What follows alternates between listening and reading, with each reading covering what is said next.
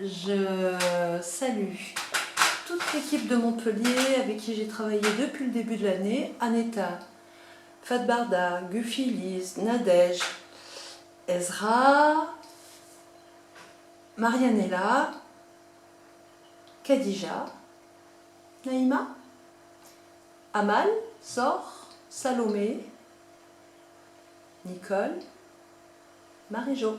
Voilà. Alors, coucou à toutes. Voilà. Je fais la proposition suivante. On va imaginer, chacun à son rythme, la couverture du livre dont on rêve. C'est quoi une couverture? Bon, la couverture, c'est ça. Celle-là, c'est ma mère qui me l'a offert. Elle est toute douce. En général, moi ou les enfants s'enroulent dedans le soir pour regarder la télé quand on la regarde.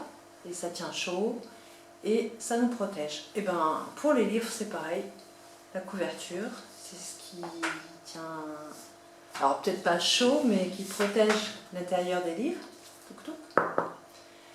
Et voilà, moi je me disais que j'espère qu'on ne va pas être confiné jusqu'à la Saint-Glinglin, parce que là c'est tout le livre qu'il faudrait faire, mais si on pouvait déjà faire une couverture, bah, ça pourrait déjà être sympa, marrant, intéressant.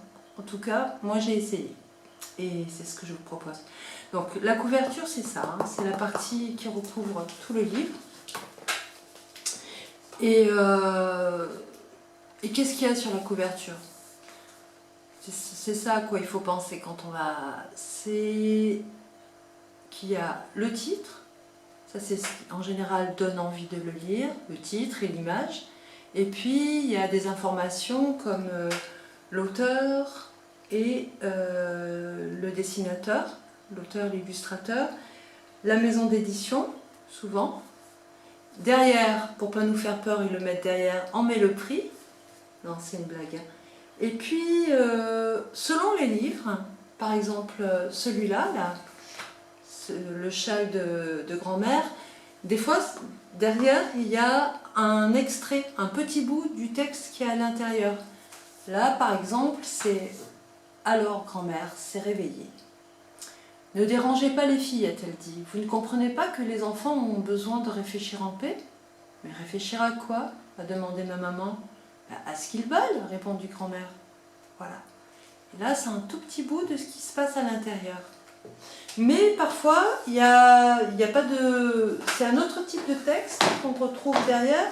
C'est quelque chose qui va donner envie, mais différemment, qui donne un peu l'ambiance. C'est une nuit de pleine lune, là je parle de celui-ci, pleine lune. C'est une nuit de pleine lune, un bruit soudain retentit. Quel est ce mystère? Donc voilà, là c'est le suspense qui va peut-être donner envie d'aller plus loin.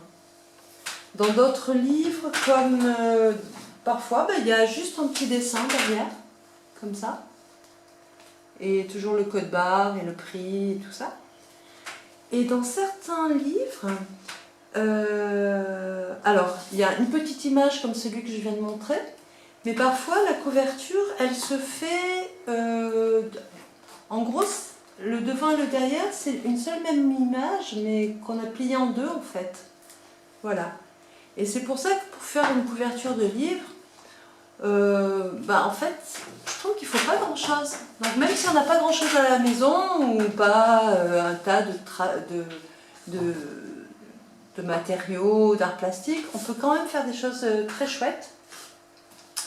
Bon, en gros, il faut du papier, si possible grand comme celui-là, grand, comme ça, voilà. Mais on peut le faire aussi avec une feuille plus petite. L'important, c'est qu'on puisse plier son papier en deux. Voilà. Parce que ça va nous permettre tout de suite de faire ce qu'on appelle la première de pouf et la dernière de pouf. Et après, qu'est-ce qu'il faut? Je pense qu'il faut, si on a des ciseaux, c'est super. Si on a quoi encore? Des crayons, c'est chouette. Et si on a de la colle, ça peut être bien. Mais le plus important, c'est le papier.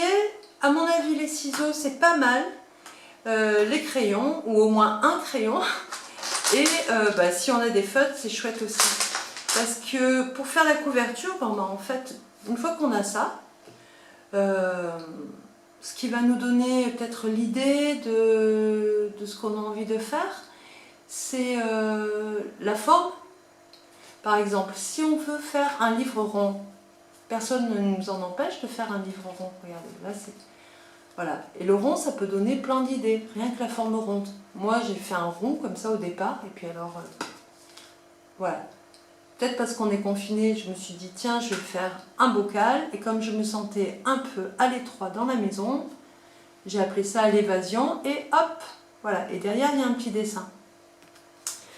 Ça peut être évidemment un rectangle. Et là, c'est pareil, à chacun d'imaginer ce qu'il a envie. Moi, j'avais envie de vous parler d'une couverture, alors j'ai fait un livre qui s'appelle La couverture.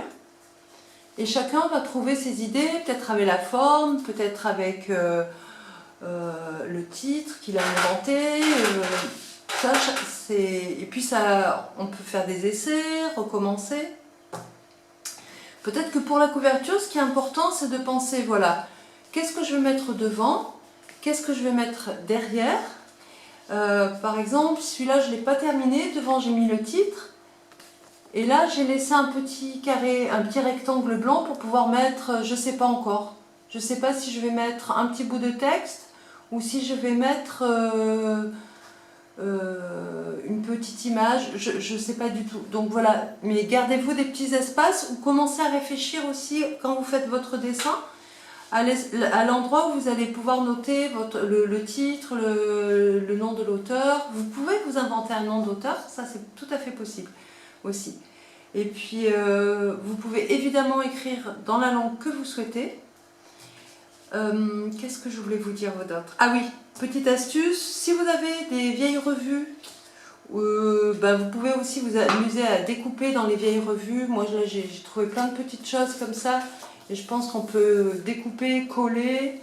Et puis, si on a envie d'avoir des jolies lettres bien dessinées, bien écrites, et qui fassent un peu comme en vrai, on va dire, et qu'on n'a pas d'imprimante, moi j'ai déchiré, j'ai arraché des pages d'un livre que je trouvais pas terrible, franchement. Et voilà, et j'ai découpé les petits mots dont j'avais besoin pour les lettres surtout, pour fabriquer le titre de celui-là. Je vous montre, hein, c'est juste pas parce que je trouve ça génial, mais juste pour que vous voyez bien. Voilà. Et on peut aussi, pour faire sa couverture, on peut aussi s'inspirer des livres qui existent déjà, dans le sens